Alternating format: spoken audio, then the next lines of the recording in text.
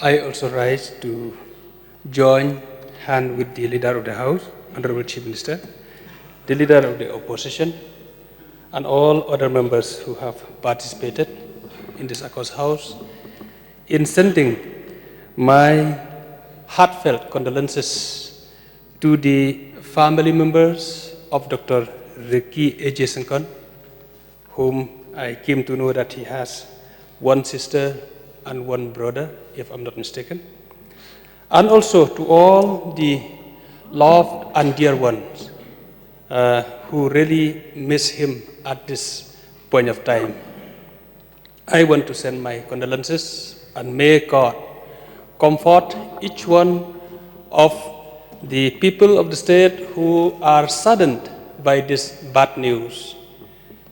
It is really a shocking news yesterday when we came to know, last night when we came to know that Dr. Ricky Ejesenkon is no more.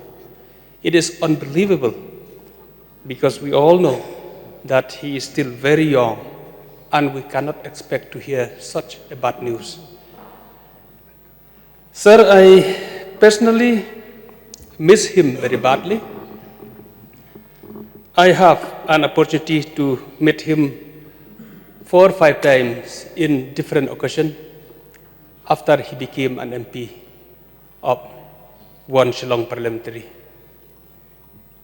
I met him in official meeting 2 or 3 times, and I happened to meet him also in a church meeting.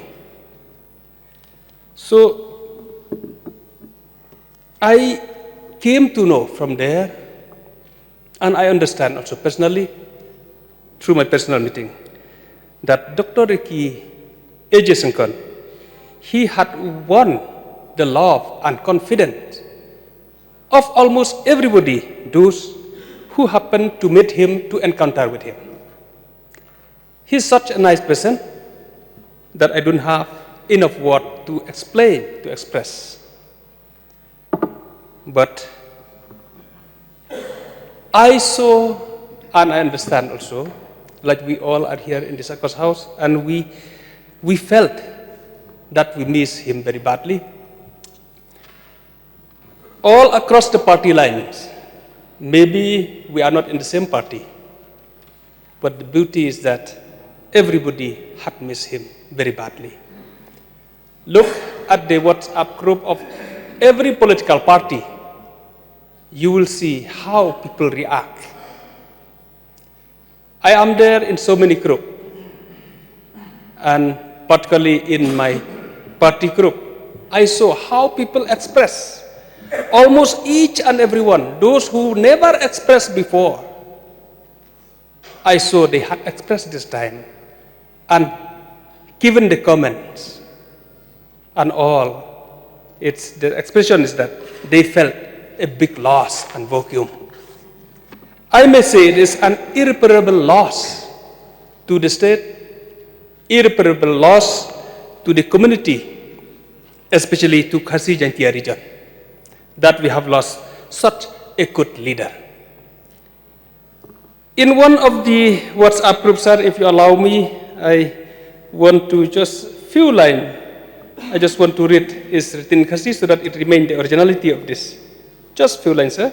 It says, "Kaneg khubor kadai ke baskau si tam hakajaj benriu nyau trep jongi. Ablay metip khambha mame yakajaj benriu jongi. Belapen me yau sentiu uba itenat. Melapen pu kum kaksiar. Bat ulalong unong muna kadur kajong mehi. Bat menta lashim no shalade. To isen ay yakane kajaj benriu bat kapateng kabarangsa." Amen. Sir, I learned from these 4 or 5 meetings that I met him a big lesson as a leader.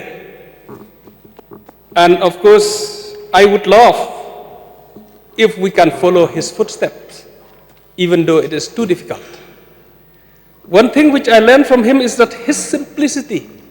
He is such a simple man.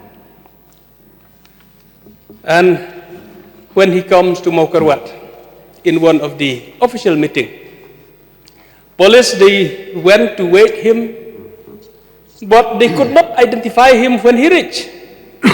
Because of his simplicity, he came in his simple car, Maruti van, I think, if I'm not mistaken. And police, they could not even identify him. He lived a simple life.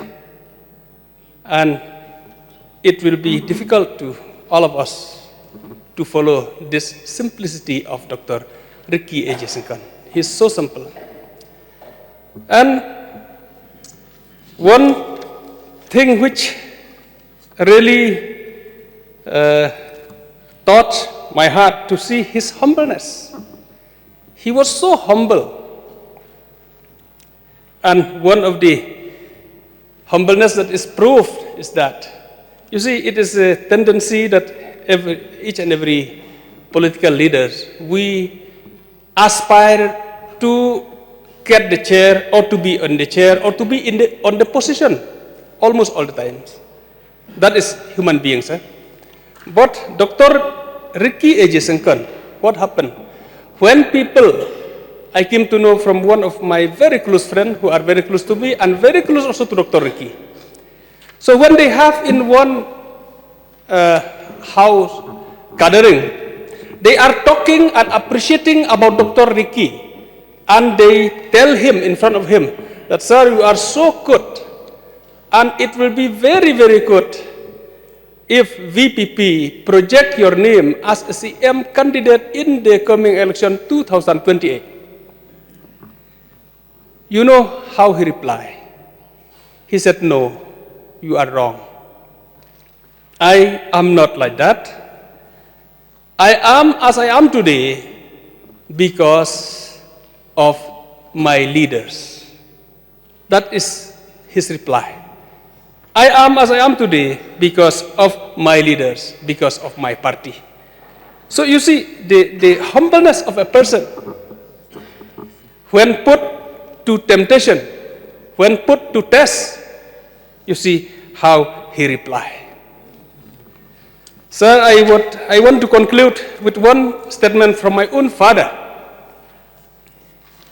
He went to the church where my father also belonged, and he was one among the elders in that church. And they invited Dr. Ricky to preach in the church. And when Dr. Ricky came and preached in the church, my father, he met him and talked with Dr. Ricky. My father, he was 81 years old. So he met with him and talked with him, and he introduced himself that I'm father of Baranik. Then Dr. Ricky, he expressed his happiness because I met him 4 or 5 times before that. And he speak good, yes, that naturally he speak good about me. And you see, my father, he's so happy to hear from Dr. Ricky's mouth that he speak good about me. And then he called me at night. He said, happily he told me, I met Dr. Ricky Ejisankan, and I'm happy that he spoke good about you. I just laughed. I understand how it touched his heart, meeting Dr. Ricky. And then one statement he told me. He said, Dr. Ricky, he looked more like a preacher than a politician. I think we will all agree that he went also most of the places in the nook and corner of this region to preach the gospel, to preach the word of God. And another thing which I had witnessed by myself, the way he preached, it is different from others. Other preachers, when they preach, they will try to please the audience by adding musla in the preaching.